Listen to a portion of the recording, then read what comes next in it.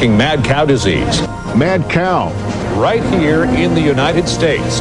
Meat from a single infected cow may have been shipped to market. Now that the mad cow disease is in the United States, what does it really mean?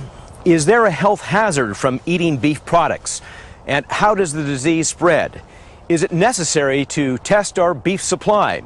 Well, this program will take you to the ranches and into the laboratories to find out what science is revealing about this mysterious killer. This disease, known as bovine spongiform encephalopathy, or BSE, eats holes in the brains of cattle. It is a rare but fatal neurological disease that kills livestock and people who eat products from infected cows. The disease appeared in England in 1985 and spread through Europe and parts of Asia, prompting destruction of herds and decimating the European beef industry. This is really scary for the industry. I mean, anytime you have a food safety scare like this, it's really a threat to an industry. If it's in humans, it's going to be called variant Creutzfeldt-Jakob's disease, or VCJD. It's probably the rarest foodborne disease in history. Perhaps I wasn't surprised that consumer confidence remained stable after the finding of a single case of the disease here in this country, but I have been genuinely surprised by how much we've seen consumer confidence and consumer demand in beef rise. Our meat supply is safe because there has never been any infectivity associated with muscle meat coming from cattle. I have changed my eating habits after the BSE incident just because I feel that the risk is too great, even though the probability for getting BSE I know is very minimal. Still, mad cow disease and its jump from cattle to humans mystifies scientists and inspires fear. Actually, BSE has many forms, including scrapie in sheep and Creutzfeldt-Jakob disease in humans, also referred to as CJD. Bovine spongiform encephalopathy, to the best of our knowledge, is not present in deer or sheep or elk. They have their own transmissible spongiform encephalopathy disease, and in sheep that's referred to as scrapie. In deer and elk, that's referred to as chronic wasting disease, and then mink also have a disease that is referred to as transmissible mink encephalopathy, but they're all types of these transmissible spongiform encephalopathies. The Animal Health and Food Safety Lab at the University of California, Davis is one of a dozen U.S. facilities that are part of the National Detection System for BSE. Ardans, who directs the lab's work, says we may never know how this disease began. A lot of people now feel that we may never know how it arose.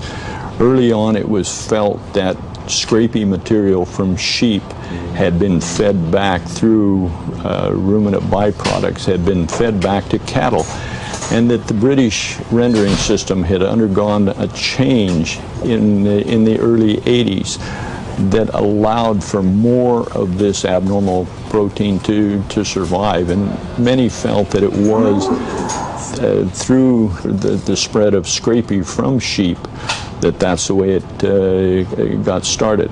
Now, there are others that feel very strongly that there was a spontaneous mutation and it arose in cattle, and then just a few of these animals, then their central nervous system material, the brain, spinal cord, were ground up then and were fed back to cattle, and that's how it spread. So how it actually arose probably will never be understood. Come on, big girls, come on! Cattle rancher and veterinarian John Moss says this brain-wasting disease affects the cow's movement. BSE affects the central nervous system, and so the animals have trouble walking. It affects the part of their brain and spinal cord that makes for smooth movements, so they have jerky movements that are incoordinated and they fall. That's some of the classic pictures you've seen. Later, they'll have progressive central nervous system over a period of 2 or 3 weeks. It will finally, they'll die from it. The number of diseases that affects the central nervous system, however, are too many to mention. In California, for example, we diagnose rabies in cattle almost every year. And rabies, of course, is a disease of the central nervous system of cattle. It also is a public health concern. And you'll hear critics from time to time say that BSE occurs spontaneously in cattle at about 1 to 2 per million head every year, and that we're just missing it. Well, I just don't buy that argument, because we diagnose rabies in California in cattle probably at a rate of 1 in 5 million, and we don't miss it. And if we didn't diagnose it, they'd be dying from their rabies exposure. So I don't think we're missing other neurologic diseases, and I don't think we're missing BSE. These diseases are characterized by a long incubation period of up to several years, during which there is no visible indication of the disease. The incubation period for BSE among cattle ranges from 3 to 8 years. For humans, the incubation period is unknown. Scientists believe that the disease has spread among cattle primarily through the use of so-called animal recycling, the use of bone meal and other ground animal parts used in commercial feed. As a result, cow brains and spinal cords used in livestock feed have been banned in this country since 1997. The California Cattlemen's Association says increased surveillance for BSE is warranted. We've seen some significant changes made at the federal level, policy changes regarding BSE. Probably the most significant of those are the fact that now we're removing all of the specified risk materials from animals that are slaughtered over 30 months of age. That is to say we're removing the brain, the spinal cord, and certain central nervous system tissues which are known to contain the BSE agent in infected animals. We've also prohibited the use of downer animals, or not those animals which are unable to walk and rise under their own power, from entering the food chain. Federal regulators enforce feed laws by inspecting the records of feed producers and by testing the feed for animal bone, hair, or muscle tissue, a time-consuming procedure. Researchers at UC Davis have now developed a new DNA-based test that makes it easier and faster to detect animal proteins in livestock feed. The test looks for protein from ruminants, cows, sheep, and goats, in feed products. The new test that we have is designed to detect contamination of ruminant DNA in feed. And this is a way that both the feed mill and the producer and regulatory officials can just monitor and make sure this ban is solid and in place on a daily basis. The current test is designed so that feed mill operators or producers could send a sample in, we could run it in a laboratory, and then get the results back within 24 to 48 hours. Up till now, federal regulators have used microscopic analysis or an antibody test to monitor for contamination. Both types have their drawbacks. Right now, we're about 20 to 100 times better than what is out there right now, and we're also at a much lower level of detection. So how did it come to affect people? Mad cow has been associated with a variant of Creutzfeldt-Jakob, or CJD, in humans. The connection between BSE and humans was uncovered in Great Britain in the 1990s. Several young people died of a human brain disorder linked to CJD, which typically strikes older people. The new variation was called new variant Creutzfeldt-Jakob disease. However, spontaneous Creutzfeldt-Jakob disease can affect all people, no matter what diet they eat. Spontaneous Creutzfeldt-Jakob disease occurs at about 1 to 2 per million population, whether you're in Europe or Australia, or whether you have BSE in your country, whether you have scrapie in your country, or whether you're a vegetarian or a meat eater. It occurs at that rate, and it seems to be a spontaneous disease. Dean Cliver, a food safety professor at UC Davis who served on the BSE Advisory Committee for the Food and Drug Administration, said the risk of being sickened because of tainted beef is nil. It's probably the rarest foodborne disease in history. I don't think that anyone I know will live to see an indigenous or endogenous case of variant CJD in North America.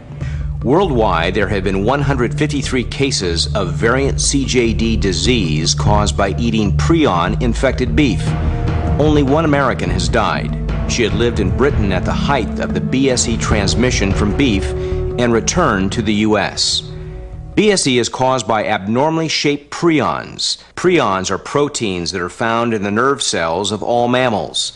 The disease is not caused by a gene, bacteria, or a virus, but by the changes of a variety of proteins called prions.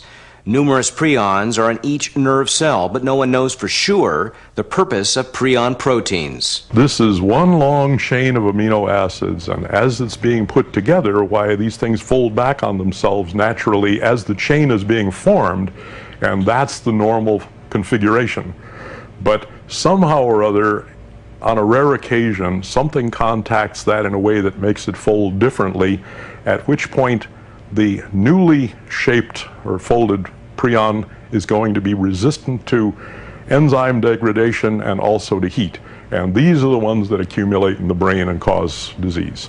Cliver says that abnormal prions have not been found in milk or in red meat. It's not a question of how serious the disease is, but how likely it is to happen.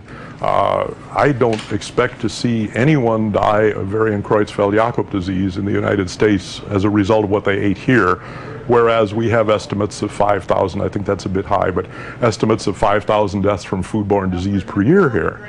Well, that's some known other causes of death as a result of eating that we could be trying to deal with, and I think our efforts would be better placed there than some of the things, at least, that are being done to prevent VCJD, which isn't going to happen anyway.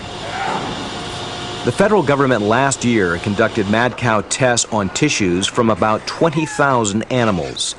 In the U.S., there are approximately 95 million cattle, one-third of which are slaughtered for production each year. The USDA decision to ratchet up the number of animals to be tested is a good move, according to California's state veterinarian, Richard Breitmeyer. They put a very aggressive step in to keep what we call specified risk material. These are the tissues in the animal known to possibly carry the agent for BSE. And the Secretary made a decision very early on that specified risk material from all animals in this country over 30 months of age cannot go for human consumption. So that's, I think, the important thing to state. We could test animals over 30 months and possibly have a false negative test where the animal truly is infected, but because the brain is not having the agent in the brain for detection, we could pass that animal if we were using a test and release program. So I think from public safety, it's actually much better to prevent all specified risk material from getting into the human food chain. And USDA has made a decision to follow almost exactly what the International Review Committee has recommended. And this is an enhanced surveillance program. It's looking at targeting the at-risk population. And that's what I think is a little difficult for most people to understand. They see the number of samples that USDA has targeted and look at the total population of animals that are going to be slaughtered, and it's actually a very small percentage. But we have to remember that the majority of the animals that are being slaughtered in this country are very young animals. We know from history, both here in the U.S. and also in Europe, where they have the disease, we will not find this disease in very young animals with the current tests we have. Alex Ardan says that BSE cannot be detected in young cows. At least 85% of all our beef in this country is less than 18 months of age when it's processed. And the prion, the abnormal protein, has never been found in that age of cattle. Ann Veneman, the director of the United States Department of Agriculture, says quick action and rule changes helped ease the crisis. The U.S. made a decision to focus their surveillance on high-risk animals, such as dairy cows and downer cows. The ultimate issue is, did we maintain consumer confidence in the beef supply? And certainly beef sales have continued to be very strong. I think consumers understand that we worked quickly to tell them what was going on. We worked quickly to take very aggressive actions, including the removal of what's called specified risk materials, which is what you have to do to protect human health. We've implemented a number of other policies as well, including increased surveillance. We're beginning an animal identification program. And so we've taken a whole range of actions that I think are appropriate in light of the find of BSE, and we're very pleased that the consumers have maintained confidence in our beef supply. As you know, that has not been the case in Europe or in Japan. We saw beef consumption in those countries go down significantly. And I think it is largely a testament to the fact that we as a government were transparent, we gave all of the information, and we took aggressive action. The United States Department of Agriculture began expanded national testing for mad cow disease June 1st, with the hope of examining 250,000 carcasses the first year.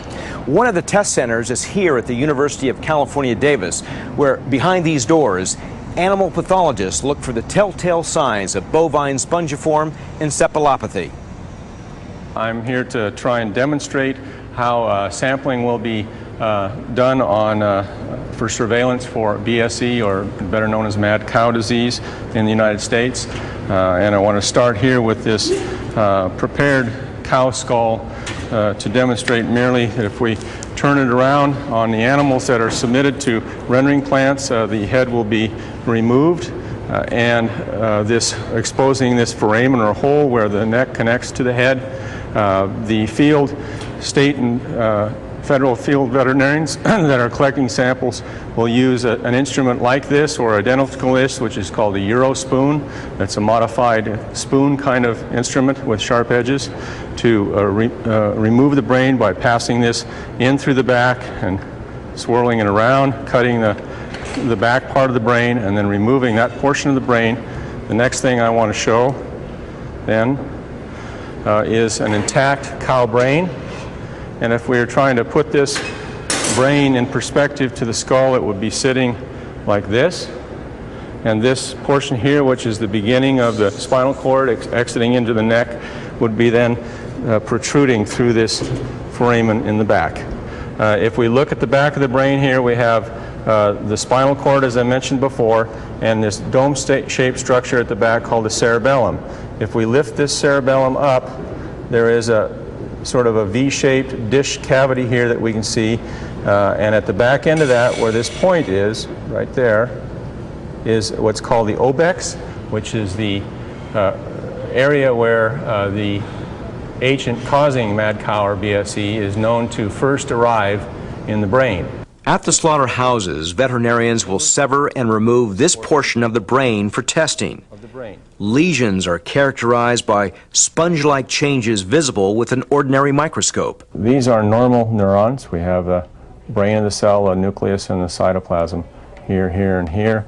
These are neurons that you cannot see all of the features because the large body of the cell has been taken up by large holes or vacuoles. Again, the basis for the term spongiform encephalopathy. The majority of the tests will be on animals considered most likely to have BSE, those older than 30 months that show signs of nervous system disorder or cannot walk on their own. UC Davis is one of a dozen labs in the U.S. Great, thank you. that are part of this national detection system. The samples come to this lab in plastic tubes.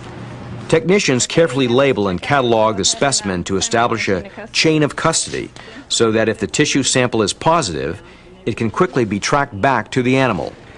A small slice from the obex region of the brain stem is weighed and then shaken until the brain material liquefies. The material is transferred into empty wells on a plate. Enzymes are added to dissolve all the normal proteins. If any abnormal prions or rogue proteins are left, the color will change from clear to yellow, suggesting that BSE is present. This enhanced surveillance program is going to allow us to conclusively determine the prevalence of the disease here in this country. More specifically, if USDA is able to garner 268,000 samples during the next 12 to 18 months, in which they should be able to do that, we're going to be able to determine with a 99% confidence level if the disease exists in 1 in 10 million animals in this country. Let's go, girls! The disease has had a huge impact on ranchers and consumers since it was first diagnosed in Britain. Major impact on the livestock industry, no question about that. Agriculture's 2% of gross domestic product in Europe and in Britain, approximately. So in terms of overall economic impact, did it cause a recession in the economy? No, of course not. But it's a significant impact, particularly in rural areas and certainly in agriculture and in the livestock parts of agriculture. Billions of dollars of potential losses to farmers, to rural tourism and other areas. Sumner, who formulated economic policy for the U.S. Department of Agriculture and an expert on trade issues, says the confirmation of mad cow in the U.S.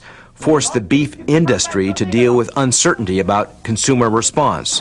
volatile prices, and increased safety costs. All you have to do is ask the strawberry industry or some of them that have faced even one case of something bad happening and the demand goes away. So relative to that, the beef industry's done okay. They've taken a loss from the lack of an export market for some proportion of their product, but the domestic demand seems to be solid. Their relationship with their consumers so far hasn't been threatened. They've managed the public relations pretty well, and I think a lot of credit for that has to go to USDA. Come on, little baby. Mark and Abby Nelson run a Black Angus seed stock operation in Northern California. Being third-generation cattle ranchers, they say staying in business has its economic challenges. The added surveillance measures will cost producers more money. It's hard. It's a capital-intensive and return deficit business. It takes a lot of money because of the amount of land required. And our average age of the cattle people is getting older. Young people want to come in, but it's hard for them to enter the business. So for that reason, we may see a few drop out, but overall, I think the cattle herd will stay its current size. Initially, when this disease was first exposed in the U.S., Japan was among 30 nations to ban U.S. beef imports. Many of those bans have been lifted. However, Japan demands that every cow slaughtered for export be tested for the disease. Ben Higgins of the Cattlemen's Association said he disagrees with that policy. I'll tell you my view. How about that? Testing every single animal slaughtered for BSE is like a physician testing every single patient that walks in the door, young, old, male or female, for prostate cancer. There simply isn't the scientific justification. Because we're talking about a disease which is very easily prevented, we're talking about a disease that affects almost exclusively older animals. There simply is no scientific justification for a widespread testing regimen. California's top veterinarian agrees. Testing every animal really does not make scientific sense. We know that once that animal gets above 2.5, 3 years of age, then there's a much greater likelihood of finding the disease if it is positive for BSE. The $98 billion beef industry has had strong domestic sales, aided by the low-carb, high-protein diet. According to the USDA, beef remains the #1 source of protein among Americans. There are a few consumers who are very concerned and have changed their food consumption practices. Many are using meat as part of the healthier diet frame that they're looking at to try to help them reduce weight, going for a higher protein, lower carbohydrates, and they're consuming meat at the same level or even a little bit higher. There are about 5% of the population who are very concerned and cutting down. There are some people also who are looking for natural meat, grass-fed meat, organic meat, and they have switched in that regard. Brune emphasizes that the abnormal prions associated with the mad cow disease cannot be eliminated by cooking at high temperatures or be modified through irradiation. Of more concern to many food safety specialists is not BSE, but bacteria agents like E. coli. If you want the safest meat available, you'll want to buy irradiated ground beef. And the primary safety benefit is microbiological. Bacteria can be everywhere. Many of the bacteria are benign, but there are some that are hazardous. And E. coli 0157H7 is one of those that produces a very, very toxic material. And it can put people in the hospital, it can lead to permanent kidney damage, it can cause death. Now when meat is ground, any potential harmful bacteria goes from the outside to the interior. So you need to thoroughly cook your meat all the way through, or you need to buy irradiated ground meat. And of course you still handle irradiated ground meat safely. But the advantage of irradiation is it penetrates the meat, it destroys the bacteria before you even bring that bacteria into your kitchen. So even the dangers for cross-contamination are lower because the pathogens, the harmful bacteria, have been destroyed. But currently only ground beef is irradiated. And why is that? Well, it's checking the consumer demand. People need to hear, know about this technology, know about the option of buying that.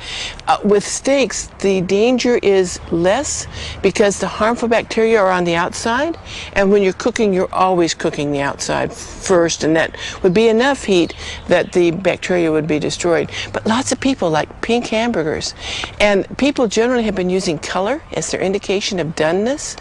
It's not adequate. 1 out of 4 hamburgers can be brown and has not reached adequate temperature to destroy E. coli. So people need to use a thermometer and stick it in their hamburger and make sure that that is 160 degrees has been reached. I think it's the safest food supply anywhere in the world. If you look at the way beef is harvested and inspected and compare it to fish or chicken, we're light years ahead of them on regulations and processes that we have to follow to ensure the safety of the beef product. Organic, natural, no added hormones, no antibiotics, grass-fed and free range.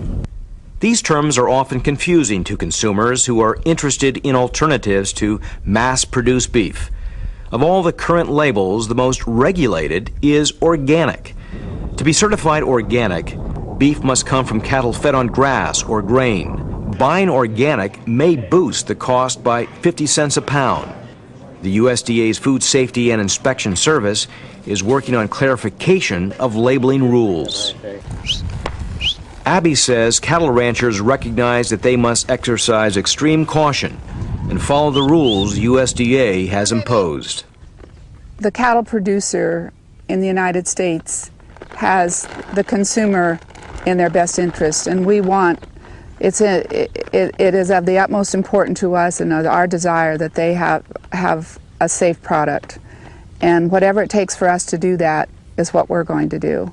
Experts seem to agree that having a broad and informed view of the food systems and their interconnections will be critical in this 21st century. Jerry Gillespie, director of the Western Institutes for Food Safety and Security, says more work needs to be done to shore up the disconnect between the first responders to a crisis and the federal and state agencies that provide overall direction. We're getting much, much better, but there is an improving link between the state and the local and between the state and the federal. And again, I think academia has a responsibility to help make that happen and facilitate that by, one way is improving the detection technology, for example, that can be taken right to the local front so that they don't have to wait for the state diagnostic lab or a federal diagnostic lab to make it an accurate detection of what's amiss. Though many experts believe the outbreak has passed its worldwide peak, its commercial and political effects could still be felt, especially if other animals are found to carry the mad cow disease. Continued research and further study of the characteristics that cause bovine spongiform encephalopathy may help reduce the anxiety for people like you and me. Reporting from Davis, California, I'm Paul Fotenauer.